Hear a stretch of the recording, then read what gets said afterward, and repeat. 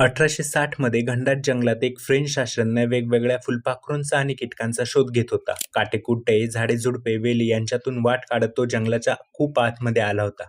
जंगलात फुलपाखरू आणि कीटकांना शोधता शोधता अचानक त्याला एक भव्य इमारत दिसली. क्षणभर त्याला त्याच्या डोळ्यावर विश्वास बसेना, कारण समोर होती त्याच्या नजरेत न मावणार एवढी अवाढव्य इमारत, आणि तीही संपूर्ण दगडात बांधलेली. आयुष्यात कधी न पाहिली असेल इतकी प्रचंड मोठी इमारत त्या फ्रेंच शास्त्रज्ञासमोर होती. त्यानेच काय तर संपूर्ण युरोप खंडात कोणीही पाहिली नसेल. पाहणार तरी कशी, कारण ही इमारत युरोप खंडात नव्हतीच. कोणीही बांधू शकणार नाही इतकी ती अवाढव्य होती. त्या काळी आधुनिक तंत्रज्ञानात प्रगत समजणाऱ्या युरोपला आणि संपूर्ण जगाला थक्क करणारी ही इमारत होती.